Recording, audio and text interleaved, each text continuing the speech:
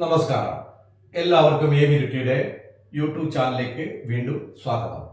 ഇന്ന് നമ്മൾ പരിശോധിക്കുന്നത് SSC-GD അഥവാ സ്റ്റാഫ് സെലക്ഷൻ കമ്മീഷൻ ജനറൽ ഡ്യൂട്ടിയുടെ 2024-25 വർഷത്തെ വേക്കൻസികളെ കുറിച്ചും അവയുടെ സെലക്ഷൻ രീതികളെ കുറിച്ചുമാണ്.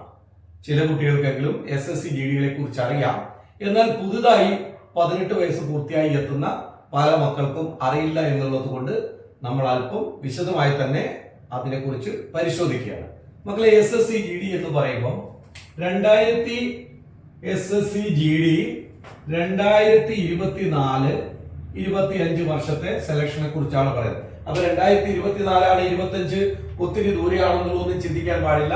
2025 അധികം ദൂരെയല്ല, അടുത്തെത്തിപ്പോയി. ഇപ്പോൾ തന്നെ 8 മാസങ്ങൾ പിന്നിടുകയാണ്. അപ്പോൾ ഇനി ഒരു 4 മാസം കൂടി കഴിയുമ്പോൾ 2024 കഴിഞ്ഞ് 25 ആകും. അതിന്റെ അർത്ഥം നമ്മൾ തികച്ചും തയ്യാറെടുക്കേണ്ട സമയമായി. എന്താണ് ഈ SSC-GD? SSC staff selection commission GD. ഇതിന്റെ ചുരുക്കപ്പേരിൽ നമ്മൾ എന്ത് പറയും? CAPFS, central armed police forces. ഏതൊക്കെയാണ് ഇതിനകത്ത് വരുന്ന മക്കളെ? BSF, CISF, ITBP, CRPF, Assam rifles, അതിനുശേഷം നമുക്ക് SSB, അതിനുശേഷം നമുക്ക് NIA എന്ന് എഴുതാം. ഇതെന്താണ് നോക്കേണ്ടത്? Border security force, central industrial security force, Indo Tibetan border police, CRPF, central reserve police force, AR, Assam rifle, SSB, സമസ്ത സീമാബൽ. ഈ കൂട്ടത്തിൽ ചില സമയങ്ങളിൽ SSF കൂടി കാണും. ഇതെന്താണ്? സെക്രട്ടേറിയറ്റ് സെക്യൂരിറ്റി ഫോഴ്സ് എന്നുള്ളതാണ്. ഈ NIA-യും ചില സമയങ്ങളിൽ മാത്രമേ ഉണ്ടാവുള്ളൂ, നാഷണൽ ഇൻവെസ്റ്റിഗേഷൻ ഏജൻസി. തീർച്ചയായും ഇവയിലേക്കുള്ള ആ റിക്രൂട്ട്മെന്റ് പ്രൊസീജിയറാണ് നമ്മൾ CAPFS, central armed police force എന്ന് പറയുന്നത്. ഇത് ഹോം മിനിസ്റ്റർ അണ്ടറിലാണ് വരുന്നത്. ഇപ്പോഴത്തെ നമ്മുടെ ഹോം മിനിസ്റ്റർ എന്ന് പറയുന്ന ശ്രീ അമിത്ഷായാണ്. അദ്ദേഹത്തിന്റെ അണ്ടറിൽ വരുന്ന ഇതാണ്. നമ്മൾക്കറിയാം, ആർമി, നേവി, എയർഫോഴ്സ് ആണെങ്കിൽ ഡിഫൻസ് മിനിസ്റ്റർ അണ്ടറിൽ വരുന്നു. ഡിഫൻസ് മിനിസ്റ്റർ ഇപ്പോൾ രാജ്നാഥ് സിംഗ് ആണ്. അദ്ദേഹത്തിന്റെ അണ്ടറിലാണ് ഡിഫൻസിന്റെ സെലക്ഷൻ ഉണ്ടാവുക. ഇത് ഹോം മിനിസ്റ്റർ ആണ്. അപ്പൊ നമ്മൾ കേരള പോലീസ് എന്ന് പറഞ്ഞാൽ കേരളത്തിന്റെ അണ്ടറിലാണ് ഉണ്ടാവുന്നത്, അല്ലെ? ആരാണോ കേരളത്തിലെ ഹോം മിനിസ്റ്റർ അവരുടെ അടിയിലായിരിക്കും അത് കേരള പോലീസിന് നിയന്ത്രണമുള്ള. അതുപോലെ ഇത് കേന്ദ്ര പോലീസാണ്. കേന്ദ്രത്തിന്റെ ഹോം മിനിസ്റ്റർ അണ്ടറിലാണ് ആയിട്ടുള്ളത്. ഇത്രമാത്രം ഇതിനെ സംബന്ധിച്ച് മനസ്സിലാക്കാം. ഇനി ഇത് നമ്മൾ നോക്കേണ്ട അടിസ്ഥാനപരമായ കാര്യങ്ങൾ. ആർക്കൊക്കെയാണ് ഈ SSC-GD-യിൽ പങ്കെടുക്കാൻ കഴിയുക? ഓർക്കൂ, 10ാം തരം പാസ്സായ 10th പാസ് ആൺകുട്ടികൾക്കാകാം പെൺകുട്ടികൾക്കാകാം, 2 കൂട്ടർക്കും പങ്കെടുക്കാം. 10ാം തരം പാസ്സായ എത്ര വയസ്സ്? 18 വയസ്സ് പൂർത്തിയായിരിക്കണം. തീർച്ചയായും നോക്കാം, 18 വയസ്സ് പൂർത്തിയായ ആൺകുട്ടികൾക്കോ പെൺകുട്ടികൾക്കോ പങ്കെടുക്കാം. എത്ര മുതൽ? 18 to 23 വരെ. ആർക്കാണ്? ജനറൽ കാറ്റഗറിയിലാണെങ്കിൽ 18 to 26 വരെ OBC-ക്കാർക്ക് പങ്കെടുക്കാം. അതുപോലെ 18 to 28 വരെ SC ST വിഭാഗത്തിലുള്ളവർക്ക് പങ്കെടുക്കാം. മനസ്സിലായല്ലോ എങ്ങനെയാണ്? 10 പാസ്സായിരിക്കണം, 18 to 23 general, 18 to 26 OBC, 18 to 28 SC ST-ക്കാർക്ക് ആയിരിക്കണം. ഇനി അടുത്ത ഇതെന്താണ് വേണ്ടത്? ഇവരിൽ പുരുഷന്മാരാണെങ്കിൽ പുരുഷന്മാരാണെങ്കിൽ ഏത് കാറ്റഗറിയിലാണ്? ജനറൽ ആണെങ്കിലും OBC ആണെങ്കിലും അവർക്ക് എത്ര വേണം? 170 സെന്റിമീറ്റർ ഉയരം, HGT എന്ന് എഴുതി 170 സെന്റിമീറ്റർ ഉയരം ഉണ്ടായിരിക്കണം. എന്നാൽ ഇവർ ST കാറ്റഗറി ആണെങ്കിൽ, ST നോക്കണം, SC കാറ്റഗറിക്ക് മുൻപ് ആനുകൂല്യം കിട്ടുമായിരുന്നു, എന്നാൽ ഇപ്പോൾ ഇല്ല. അവർ കൂടി ഏതിൽ വരും? ഈ ജനറലും OBC-യിലുള്ള പോലെ 170 സെന്റിമീറ്റർ വേണം. ST കാറ്റഗറി ആണെങ്കിൽ അതിലുള്ള ആൺകുട്ടികൾക്ക് 162.5 സെന്റിമീറ്റർ ഉയരം മതിയാകും. ഇനി ഇവർക്ക് എല്ലാവർക്കും ചെസ്റ്റ് എന്ന ഏത് കാറ്റഗറിയിലുള്ളതാണെങ്കിൽ എന്നല്ല, ST ഒഴികെ മറ്റുള്ളവർക്കെല്ലാം 80-85 സെന്റിമീറ്റർ ചെസ്റ്റ്. സാധാരണഗതി നോർമലി 80-ഉം ബേസിക്കുമ്പോൾ 85 സെന്റിമീറ്റർ എന്നുള്ള രീതിയിൽ വേണം. ഇവർക്ക് ആനുപാതികമായി 77-82 എന്നുള്ള രീതിയിൽ കുറവ് കിട്ടുന്നത്. ഇനി അത് വുമൺ ആണെങ്കിലോ, വുമൺ കാറ്റഗറി ആണെങ്കിൽ അതിൽ നമുക്ക് എന്താ ചോദിക്കുന്നത്? 157 സെന്റിമീറ്റർ. ആർക്കൊക്കെ? ജനറൽ കാറ്റഗറിക്ക്, OBC-ക്ക്, SC കാറ്റഗറിക്ക്. ഓക്കെ. അതിനുശേഷം ST കാറ്റഗറി ആണെങ്കിൽ വനിതകള് അവർക്ക് 150 സെന്റിമീറ്റർ ഉയരം ഉണ്ടായിരിക്കണം. പെൺകുട്ടികളെ സംബന്ധിച്ച് ചെസ്റ്റ് അളക്ക് ഉണ്ടാവില്ല. ഓക്കെ, അതാണ് ഇത്. ഇത്രയും കാര്യങ്ങൾ മനസ്സിലായല്ലോ. 10 പാസ്സായിരിക്കണം, വയസ്സ് ഇതായിരിക്കണം, ഉയരം ഇതേ മാനദണ്ഡമായിരിക്കണം.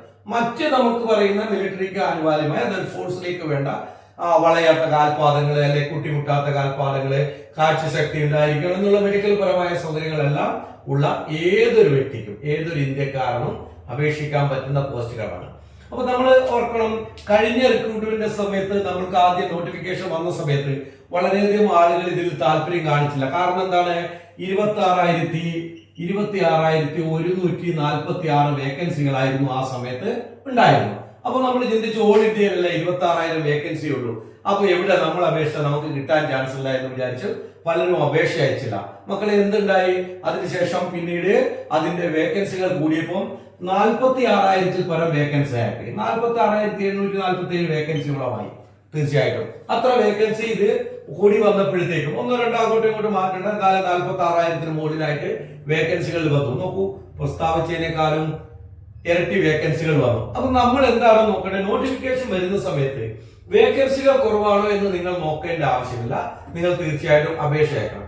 അപേക്ഷ അയക്കാൻ എന്താ വേണ്ടത്, അപേക്ഷാ ഫീസായിട്ട് നിങ്ങൾക്ക് വേണ്ടത് 100 രൂപ മാത്രമാണ്. 100 രൂപ മാത്രമേ അപേക്ഷാ ഫീസ് വരുന്നുള്ളൂ. തീർച്ചയായിട്ടും ഒരു 100 രൂപ മുടക്കും. നമ്മളൊരു ടൗണിലേക്ക് ഒരു വട്ടം ചായ കുടിച്ച് വരുന്ന 100 രൂപ, ആ 100 രൂപ ഉണ്ടെങ്കിൽ എന്താണ് നമുക്ക് ഭാവി ജീവിതത്തിന് വേണ്ടി ഒരു അപേക്ഷ. അതും ആർക്കാണ്, ജനറൽ കാറ്റഗറി OBC കാറ്റഗറി ഉള്ളവർക്ക് മാത്രം പേയ്മെന്റ്, വനിതകൾക്കും SC/ST വിഭാഗക്കാർക്കും എക്സ് സർവീസ്മാൻ ആയിട്ടുള്ള ആളുകൾക്കും എന്താണ് അപേക്ഷാ ഫീസ് ഇല്ല. അപ്പൊ തീർച്ചയായിട്ടും നമുക്ക് അപേക്ഷിക്കുന്നത് മുടക്കെന്തെങ്കിലും അപേക്ഷിക്കേണ്ടത് എങ്ങനെയാണ്, നിങ്ങൾ അടുത്തടുത്തുള്ള തൊട്ടടുത്തുള്ള ഏതെങ്കിലും നെറ്റ് കഫേയിൽ ഓൺലൈൻ അപേക്ഷകൾ അയച്ച് പരിചയമുള്ള ആളുകളുടെ അടുക്ക പോവുക. അവിടെ നിന്ന് SSCയുടെ സൈറ്റിൽ 1 ടൈം രജിസ്ട്രേഷൻ ചെയ്യുക. മുൻപ് അപേക്ഷ അയച്ചവരാണെങ്കിൽ ആ 1 ടൈം രജിസ്ട്രേഷന്റെ പാസ്വേഡ് ഇമെയിൽ ID കൊണ്ടുപോവുക, ലോഗിൻ ചെയ്യുക, അയക്കുക. പരമാവധി ശ്രമിക്കുക വീട്ടിൽ നിന്ന് ആദ്യം അയക്കുന്നവർ സ്വന്തമായിട്ട് അപേക്ഷ അയക്കാതിരിക്കാൻ ശ്രദ്ധിക്കുക. കാരണം ഒരു പക്ഷേ ഫോട്ടോ അപ്ലോഡ് ചെയ്യുന്ന കാര്യങ്ങളോ ബുദ്ധിമുട്ടാവരുത്. അതുകൊണ്ട് രണ്ടാമത്തെ തവണയോ മൂന്നാമത്തെ തവണയോ ഒക്കെ അയക്കുന്ന ആളുകൾക്ക് അവരുടെ ഫോട്ടോ ഒക്കെ സേവ് ചെയ്തിട്ടുണ്ടെങ്കിൽ തീർച്ചയായിട്ടും സ്വന്തമായിട്ട് അയക്കുന്നതിലും പ്രശ്നമില്ല. എന്തായാലും നിങ്ങൾ അപേക്ഷ അയച്ചിരിക്കണം എന്നുള്ളത്. ഇനി ഇതിന്റെ അപേക്ഷ എപ്പോഴാണ് മക്കളെ അയക്കേണ്ടത്, അപേക്ഷ അയക്കേണ്ട സമയം, അപേക്ഷ അയക്കേണ്ടത് 2024 തന്നെയാണ്. എപ്പോഴാണ്, 27 ആഗസ്റ്റ് മുതൽ, അതായത് നമുക്കിപ്പോ നടക്കുന്ന 27 ആഗസ്റ്റ് മുതൽ ഇതിന്റെ അപേക്ഷ എപ്പോ വരെ ഉണ്ടാകും, 5 ഒക്ടോബർ വരെ ഉണ്ടാകും. 5 ഒക്ടോബർ 2024. ഇപ്പൊ ഇത് ആഗസ്റ്റ് മാസം നടക്കുവാണല്ലോ. അപ്പൊ എന്താണ് ഇന്നിപ്പോ ആഗസ്റ്റ് നടക്കുന്നത്, നമുക്ക് 10-ാം തീയതി ആണെങ്കിൽ നമ്മൾ എന്താ ചിന്തിക്കണ്ടേ, 27 ആഗസ്റ്റ് മുതൽ തുടങ്ങും. അതായത് ഇനി നമുക്ക് 10-15 ദിവസങ്ങൾ കൂടി നമുക്ക് ബാലൻസ് ഉണ്ട്. അതിന് മുമ്പായിട്ട് എന്താണ് ഇതിന് അപേക്ഷിക്കേണ്ട ആവശ്യമായ ഡോക്യുമെന്റ്സും കാര്യങ്ങളും നമ്മൾ തയ്യാറാക്കുക. ഓൺലൈൻ അപേക്ഷ തുടങ്ങുന്ന സമയത്ത് തന്നെ നമ്മൾ ഇതിന്റെ അപേക്ഷകൾ സമർപ്പിക്കുക. 27 ആഗസ്റ്റ് മുതൽ 5 ഒക്ടോബർ, ആഗസ്റ്റ്, സെപ്റ്റംബർ അല്ലേ. അപ്പൊ നമ്മുടെ ഒരു ചിന്താഗതി, ആഗസ്റ്റ് തുടങ്ങുന്നല്ലേ ഉള്ളൂ, സെപ്റ്റംബർ ഒരു മാസമുണ്ട്, ഒക്ടോബർ 5-ന് മുമ്പായി ഞാൻ അങ്ങനെ നോക്കരുത്. ഒത്തിരി തിരക്കുണ്ട്. ഓൾ ഇന്ത്യ ലെവലിൽ അപേക്ഷ നടക്കുന്നതാണ്. അപ്പൊ തീർച്ചയായിട്ടും സൈറ്റ് ജാം ആവുകയും നമ്മുടെ അപേക്ഷ കറക്റ്റ് ആയ രീതിയിൽ പോകാനുള്ള സാധ്യത കുറവുണ്ടാവും. അതുകൊണ്ട് 27 ആഗസ്റ്റിന് തുടങ്ങിയാൽ ഒരു 28-29 മുതൽ തന്നെ നിങ്ങൾ അപേക്ഷ അയക്കുക. അപേക്ഷ അയച്ചതിന് ശേഷം കൃത്യമായിട്ട് ഒന്നുകൂടി ഗുണമുണ്ട്, പെട്ടെന്ന് അപേക്ഷ അയക്കുന്ന ആളുകൾക്ക് കോഴിക്കോടോ കണ്ണൂരോ അങ്ങനെയുള്ള സ്ഥലങ്ങളിൽ സെന്ററുകൾ അലോട്ട് ചെയ്യും. താമസിച്ച് അയക്കുന്ന ആളുകൾക്ക് കുറെ ദൂരെയുള്ള സ്ഥലത്ത് സെന്ററുകൾ കിട്ടും. അപ്പൊ പെട്ടെന്ന് അപേക്ഷിക്കുന്ന ആൾക്ക് പെട്ടെന്ന് അടുത്തുള്ള സെന്ററുകൾ കിട്ടാനുള്ള ചാൻസ് ഉണ്ട്. തീർച്ചയായിട്ടും അത് എല്ലാവരും ഉപകാരപ്പെടുത്തുക. ഇനി ഇതിന്റെ സെലക്ഷൻ പ്രൊസീജിയർ എന്താണ് മക്കളെ, സെലക്ഷൻ പ്രൊസീജിയർ എന്ന് പറയുന്നത് CBT. എന്താണ്, കമ്പ്യൂട്ടർ ബേസ് ഒരു പരീക്ഷ ഉണ്ടാവും. അതിനുശേഷം എന്താണ് ഫിസിക്കൽ, പിന്നെ ഫിസിക്കലിന് ശേഷം എന്തുണ്ടാകും, മെഡിക്കൽ അല്ലെ. പട്ടാളത്തിലേക്കല്ലേ പോകണ്ടേ, ഫോഴ്സിലേക്കല്ലേ പോകണ്ടേ. അപ്പൊ നമ്മൾ മെഡിക്കൽ ഓക്കെ ആണെന്ന് നോക്കണ്ടേ. കണ്ടു കാണാത്ത ഒരാളെ പട്ടാളത്തിൽ കൊണ്ടുപോയിട്ട് കാര്യമില്ല. അപ്പൊ അവരുടെ മെഡിക്കൽ പരിശോധന, അതിന് ശേഷം DV ഡോക്യുമെന്റ് വരികയാണ്. എന്താണ്, കമ്പ്യൂട്ടർ ബേസ്ഡ് ടെസ്റ്റ് ആണ് ആദ്യം ഉള്ളത്. അതിൽ പാസ്സാവണം, ഫിസിക്കൽ പാസ്സാവണം, മെഡിക്കൽ പാസ്സാവണം, DV പാസ്. ഇനി അതിൽ നോക്കുക, ഈ കമ്പ്യൂട്ടർ ബേസ്ഡ് ടെസ്റ്റ് ഇതിൽ എന്തൊക്കെ കാര്യങ്ങളുണ്ടെന്ന് നോക്കുക. സിമ്പിൾ ആണ് മക്കളെ, വളരെ രസമാണ്. ഒരല്പം ആത്മാർത്ഥം നിങ്ങൾ കാണിച്ചാൽ നിങ്ങൾ ഇപ്പോൾ ചെയ്യുന്ന ജോലിയുടെ കൂടെ, നിങ്ങൾ ഇപ്പോൾ ചെയ്യുന്ന പഠനത്തിന്റെ കൂടെ ഒരല്പം ആത്മാർത്ഥത കാണിക്കാൻ നിങ്ങൾക്ക് തയ്യാറാണെങ്കിൽ നിങ്ങൾ ചെയ്യുന്ന ജോലികളോ കാര്യങ്ങളോ ഒന്നും ഒഴിവാക്കാതെ ഈസി ആയിട്ട് നിങ്ങൾക്ക് പാസ്സാവാൻ പറ്റുന്ന ഒരു ടെസ്റ്റ് ആണ് SSC GD. പക്ഷെ എന്ത് ചെയ്യണം, ഇതിനെയും കൂടി നമ്മൾ സീരിയസ് ആണ്. നിങ്ങൾ കോളേജിലാണ് പോകുന്നതെങ്കിൽ പോയിക്കോളൂ, നിങ്ങൾ ജോലിയാണ് ചെയ്തതെങ്കിൽ ചെയ്തോളൂ. പക്ഷെ നിങ്ങൾ ഇടവേളകളിലെങ്കിലും നിങ്ങൾ കൃത്യമായി ഇതിനെ പഠിക്കാൻ തയ്യാറായാൽ തീർച്ചയായിട്ടും നിങ്ങൾക്ക് ജയിക്കും. നമ്മൾ പഠിക്കാതെ നമ്മൾ അതിനെ കുറിച്ച് നമുക്ക് ലഭിക്കും, ഞാൻ ഭയങ്കര ബുദ്ധിമാനാണെന്ന് ചിന്തിച്ചാൽ നമുക്കത് ഉപകാരം ഉണ്ടാവില്ല. അപ്പൊ എന്തൊക്കെയാണ് ഇതിനകത്ത് വരുന്നത് മക്കളെ? ഇതിനകത്ത് വരുന്നത് മാത്സ് ഉണ്ട്. എത്ര ഇതാണ്? 20 ക്വസ്റ്റ്യൻ ഉണ്ട് അല്ലെ? അതിനുശേഷം റീസണിങ് ഉണ്ട്. റീസണിങ് വരുന്നു 20 ക്വസ്റ്റ്യൻ. ഇംഗ്ലീഷ് 20 ക്വസ്റ്റ്യൻ വന്നു. അടുത്ത GK general knowledge and CA current affairs എന്നുള്ളത് വന്നു. ഈ 20 ക്വസ്റ്റ്യൻ എല്ലാത്തിനും ഇൻറ്റു 2 ആണ്. അപ്പൊ എന്തായി? ഇത് 40, 60, 70, 80 ക്വസ്റ്റ്യൻ 2, 16, 160 മാർക്കിന്റെ ക്വസ്റ്റ്യൻ ആണ് ഉണ്ടാക്കുന്നത്. ഇതിന് നമുക്ക് സമയം കിട്ടും, 1 മണിക്കൂർ സമയത്തോളം നമുക്ക് കിട്ടും കേട്ടോ. നമുക്ക് തീർച്ചയായിട്ടും അതിന് ആവശ്യമായ ക്വസ്റ്റ്യൻ എത്രയേ ഉള്ളൂ? 80 ക്വസ്റ്റ്യൻ ഉണ്ട്. 2 മാർക്ക് വെച്ചായതുകൊണ്ടാണ് 100. അപ്പൊ ഇത് ചെയ്തു തീർക്കാൻ വേണ്ടി 80 ക്വസ്റ്റ്യൻ എത്ര കിട്ടും നമുക്ക്? 1 മണിക്കൂർ സമയം, 60 മിനിറ്റ് നമുക്ക് സമയം കിട്ടും. അതിന് ഒരു പ്രശ്നമില്ല, അത്രയും മതി, അത്രയും സമയമേ ആവശ്യമുള്ളൂ. കാരണം എന്താണ്? നമ്മൾ നല്ല രീതിയിൽ പഠിച്ച് കൂടുതൽ പ്രാക്ടീസ് ക്വസ്റ്റ്യൻസും കാര്യങ്ങളും ചെയ്തിട്ടുണ്ടെങ്കിൽ തീർച്ചയായിട്ടും നിങ്ങൾക്ക് ആരും ചിന്തിക്കേണ്ട ഇതിനകത്ത് 80 ക്വസ്റ്റ്യൻ ഉണ്ടെങ്കിൽ ഞാൻ 80 ശരിയാക്കുമെന്നുള്ള ചിന്തയൊന്നും വേണ്ട. അങ്ങനെ എനിക്ക് തോന്നുന്നില്ല ആർക്കും കഴിയുമെന്ന്. പക്ഷെ തീർച്ചയായിട്ടും നമുക്ക് എന്ത് ചെയ്യാൻ പറ്റും? 80 ക്വസ്റ്റ്യൻ ഉണ്ടെങ്കിൽ അതിൽ 70 ക്വസ്റ്റ്യൻ നമുക്ക് ശരിയാക്കാൻ നല്ല രീതിയിൽ അധ്വാനിച്ചാൽ പറ്റും. 70 ക്വസ്റ്റ്യൻ ശരിയായിട്ട് ഒരു വ്യക്തിക്ക് 70 × 2 140 മാർക്കുണ്ട്. ആ കുട്ടി എന്തായാലും ആ ലിസ്റ്റിൽ ടോപ്പായിട്ട് എന്തായാലും ഉണ്ടായിരിക്കും. അതിനുശേഷം എന്താണ്? ഫിസിക്കൽ എന്താണ് മക്കളുള്ളത്? ഇതിന്റെ ഫിസിക്കൽ എന്ന് പറയുന്നത് ആലോചിച്ചു ഒന്നുമില്ല. ബോയ്സ് ആണെങ്കിൽ ബോയ്സിന്റെ ഫിസിക്കൽ എന്ന് പറയുന്നത് 5 കിലോമീറ്റർ ഓട്ടം. എത്ര സമയം കൊണ്ടാ? 24 മിനിറ്റ് കൊണ്ട് ഓടിയെടുക്കണം. നോക്കട്ടെ, ഇപ്പൊ നിങ്ങളുടെ കൂട്ടുകാരന് മറ്റൊരാൾ 5 കിലോമീറ്റർ ഓട്ടം 20 മിനിറ്റ് കൊണ്ട് ഓടിയെത്തി. നീ ഓടിയെത്തുന്ന 23 മിനിറ്റ് കൊണ്ടാ. ഒരു കുഴപ്പമില്ല, ആ കുട്ടിയും സെലക്ട് ആണ്, നിങ്ങളും സെലക്ട് ആണ്.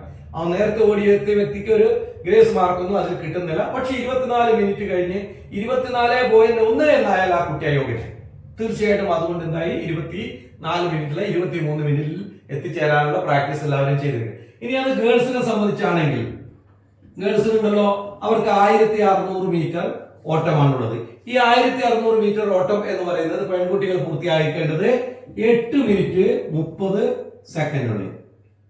8 മിനിറ്റ് 30 സെക്കൻഡ് കൊണ്ട് 8 മിനിറ്റ് 30 സെക്കൻഡ് കൊണ്ട് അവരോട് തീർക്കാം. ഇത്ര മാത്രമേ ഉള്ളൂ.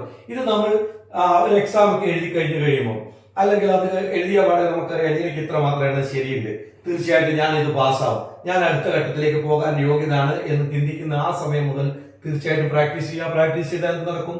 ഉറപ്പായിട്ടും ഇത് കിട്ടും, ഒരു പ്രശ്നം. അതിനുശേഷം മെഡിക്കൽ ഓൾറെഡി നമ്മൾ ഫിറ്റ് ഉള്ളവരല്ലേ അപേക്ഷ അയക്കുള്ളൂ. എനിക്ക് കണ്ണിന് കാഴ്ചയില്ലെങ്കിൽ മക്കളെ ഞാൻ ഇതിന്റെ അപേക്ഷ അയച്ചിട്ട് കാര്യമുണ്ടോ? ഇല്ല. ഒരാളുടെ കൈ വികലാംഗനാണ്, ആ വ്യക്തി SSC GDക്ക് അപേക്ഷ അയച്ചുകൊണ്ട് എന്തെങ്കിലും കാര്യം ഇല്ല. അപ്പൊ നമുക്ക് നമ്മുടെ ശാരീരികമായി പ്രശ്നങ്ങൾ ഇല്ല എന്ന് ഉറപ്പുള്ളവരല്ലേ അപേക്ഷ അയക്കേണ്ടതുള്ളൂ. ആ അപേക്ഷ അയച്ച വ്യക്തികൾക്ക് എന്ത് ചെയ്യാം? തീർച്ചയായും ഒരു ഡീറ്റെയിൽസ് മെഡിക്കൽ ചെക്ക് അവരുടേതായ രീതിയിൽ ചെയ്യാം. സംശയങ്ങൾ വന്നാൽ ഞങ്ങളോടൊക്കെ ചോദിക്കാം, ഞങ്ങൾ പറഞ്ഞുതരും എന്തൊക്കെ പരിശോധനകൾ നടത്തണം എന്നുള്ളത്. വാട്സാപ്പ് ചെയ്താൽ മതി, അതിനെക്കുറിച്ച് ഡീറ്റെയിൽസ് പറഞ്ഞുതരും. ആ മെഡിക്കൽ പരിശോധന കഴിഞ്ഞു. അതിനുശേഷം ഡോക്യുമെന്റ് വെരിഫിക്കേഷൻ. എന്താ ഡോക്യുമെന്റ് വെരിഫിക്കേഷൻ? സിമ്പിൾ ആയ കാര്യങ്ങളേ ഉള്ളൂ. നിങ്ങൾ പറഞ്ഞിരിക്കുന്നു 10ാം ക്ലാസ് പാസ്സായതെന്ന്. 10ാം ക്ലാസ് പാസ്സായ കുട്ടിയാണോ? അതവർ പരിശോധിക്കും.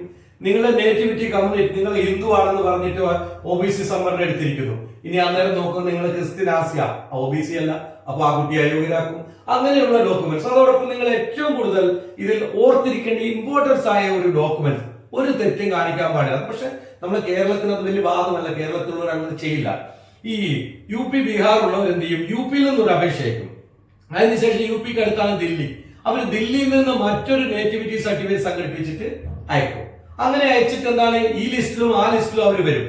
അങ്ങനെ വന്നു കഴിയുമ്പോൾ അവര് 2 ലിസ്റ്റിലുണ്ട് എന്ന് കണ്ടു കഴിയുമ്പോൾ അവരെ ഡിസ്ക്വാളിഫൈ ചെയ്യാറുണ്ട് കേട്ടോ. അങ്ങനത്തെ ഒരു പ്രശ്നമുണ്ട്. അതേപോലെ നമ്മൾ വളരെ ഇമ്പോർട്ടൻസ് ആയി ശ്രദ്ധിക്കേണ്ട ഒരു കാര്യമാണ്, ഇതിനകത്ത് ആരെങ്കിലും EWS ഉണ്ടെങ്കിൽ EWS എന്ന് പറഞ്ഞ രീതിയിൽ അയക്കാൻ സത്യത്തിൽ നമ്മുടെ കേരളത്തിലുള്ള കുട്ടികൾക്ക് ആർക്കും EWS അപേക്ഷ അയക്കാൻ പറ്റില്ല. നമ്മൾ കേരളത്തിൽ EWS അയക്കാം, പക്ഷെ കേന്ദ്ര ഗവൺമെന്റിന്റെ പരിഗണനയിൽ EWS പരിഗണന നമുക്ക് ലഭിക്കില്ല. കാരണം കേന്ദ്ര ഗവൺമെന്റിന്റെ പരിഗണനയിൽ കിട്ടണമെങ്കിൽ ആ വ്യക്തിക്ക് 4 സെന്റിൽ താഴെ ഭൂമി ഉണ്ടാവാൻ പാടുള്ളൂ. അപ്പൊ നമ്മൾ ഓൾറെഡി നമ്മുടെ കേരളത്തിലുള്ള എല്ലാവർക്കും ഇനി ഗവൺമെന്റ് രീതിയിൽ തന്നെ കിട്ടുവാണെങ്കിൽ 5 സെന്റെങ്കിലും ഭൂമി ഉണ്ടാകുന്നതുകൊണ്ട് നമ്മൾ അത് വെച്ചിട്ട് EWS അപേക്ഷ കൊടുത്താൽ നമ്മൾ പരീക്ഷയിൽ പാസ്സായി വന്നാൽ തന്നെ, മുമ്പൊക്കെ എങ്ങനെയായിരുന്നു? പരീക്ഷയിൽ പാസ്സായി ഒരാളെ OBC സർട്ടിഫിക്കറ്റ് സമയത്ത് സബ്മിറ്റ് ചെയ്യില്ല, അയാളെ ജനറലിലേക്ക് പരിഗണിക്കുവാൻ ഇപ്പോൾ അതില്ല. നിങ്ങൾ OBCയിൽ അപേക്ഷിച്ച് OBC സർട്ടിഫിക്കറ്റ് നിങ്ങൾ സബ്മിറ്റ് ചെയ്യാൻ കഴിയുന്നില്ല, അല്ലെ EWS ചെയ്യുന്ന സർട്ടിഫിക്കറ്റ് നിങ്ങൾക്ക് കഴിയുന്നില്ലെങ്കിൽ നിങ്ങൾ EWS കാറ്റഗറിയിൽ നിന്ന് ഔട്ടാക്കും. അതിൽ നിങ്ങൾക്ക് ഫർദർ ചാൻസ് ഉണ്ടാവുന്നതാണ്. അപ്പൊ നമ്മൾ അപേക്ഷിക്കുന്നതിന് മുമ്പ് ജനറൽ ആണോ, OBC ആണോ, SC ST ആണോ, EWS ആണോ എന്നുള്ളതിന്റെ ഡോക്യുമെന്റ്സ് നമുക്ക് ലഭിക്കുമെങ്കിൽ മാത്രമേ അതിൽ അപേക്ഷിക്കാവൂ. അതില്ലെങ്കിൽ നിങ്ങൾക്ക് ജനറൽ ആയിട്ട് അപേക്ഷിക്കുന്നതിന് ഒരു ബുദ്ധിമുട്ടുമില്ല. അപ്പൊ ഈ കാര്യങ്ങൾ കൃത്യമായിട്ട് മനസ്സിലാവും. ഇതാണ് നമ്മളുടെ പഠിക്കേണ്ട syllabus. CBT computer based test, അതിനുശേഷം ഇത് ഫിസിക്കൽ ആണ്, ഇത് മെഡിക്കൽ ആണ്, അതിനുശേഷം ഡോക്യുമെന്റ്. ഇതെല്ലാം കഴിഞ്ഞ് ഫൈനൽ മെറിറ്റ് ലിസ്റ്റ് ഇടും. അതിൽ സെലക്ഷൻ ആകുന്ന എല്ലാ കുട്ടികളെയും സെലക്ഷൻ ചെയ്യും. അപ്പൊ നമുക്ക് ചെറിയൊരു സംശയം വരും. കഴിഞ്ഞ തവണ 26,146 വേക്കൻസി, പിന്നെ അത് 46,000 എന്ന് പറയുന്നുണ്ട്. അപ്പൊ ഇത്തവണ എത്ര വേക്കൻസി ഉണ്ടാവും മക്കളെ ഓർത്തോളൂ. ഇത്തവണത്തെ വേക്കൻസിയെ സംബന്ധിച്ച് ഇപ്പോൾ വന്നിരിക്കുന്ന ഇതെന്ന് 50,000-ൽ പരം വേക്കൻസികൾ ഉണ്ടാകും. 50,000-ൽ പരം വേക്കൻസി എന്തായാലും നിങ്ങൾക്ക് ഇത്തവണ ഉണ്ടാവും. ഈ വേക്കൻസി തന്നെ എന്ത് ചെയ്യാൻ പറ്റും? ഇതുപോലെ ഇൻക്രീസ് ആയിട്ട് ഒരു പക്ഷേ 75,000-ഓ 80,000-ഓ. അതുകൊണ്ട് എന്നെ വാക്കുകളിൽ കേൾക്കുന്ന എല്ലാ കുട്ടികളും, നിങ്ങൾ 18 വയസ്സിന് മുകളിൽ പ്രായമുള്ളവരാണെങ്കിൽ, നിങ്ങൾ ഈ പറഞ്ഞ വയസ്സിനുള്ളിൽ വരുന്നവരാണെങ്കിൽ തീർച്ചയായിട്ടും നിങ്ങൾ അപേക്ഷയ്ക്ക് 100 രൂപ മാത്രമേ പോകുന്നുള്ളൂ. നിങ്ങൾ അപേക്ഷയ്ക്ക് ഒരു പക്ഷേ നിങ്ങൾ ഈ പരീക്ഷ എഴുതിയില്ല, ആരാ നിങ്ങളെ പിടിക്കാൻ വരുന്നത്? ആരും പിടിക്കാൻ വരുന്നത്. നിങ്ങൾ എഴുതണ്ട. ഇനി നിങ്ങൾ എഴുതി പാസ്സായി, നിങ്ങൾക്ക് അപ്പോൾ മറ്റൊരു ജോലി കിട്ടി, നിങ്ങൾ അതിൽ പോയിക്കോളൂ, ഇതിൽ ജോയിൻ ചെയ്യണ്ട. പക്ഷെ ഇപ്പോൾ അപേക്ഷിക്കേണ്ട ഒരു സംഗതി അപേക്ഷിക്കേണ്ട സമയത്ത് ചെയ്തിട്ടില്ലെങ്കിൽ നിങ്ങൾക്ക് അത് കാര്യം ഉണ്ടാവില്ല. ഞാൻ പറയുന്ന കാര്യങ്ങൾ കൃത്യമായിട്ട് മനസ്സിലാക്കുന്ന എല്ലാ മക്കളും തീർച്ചയായിട്ടും SSC GD അപേക്ഷിക്കണം.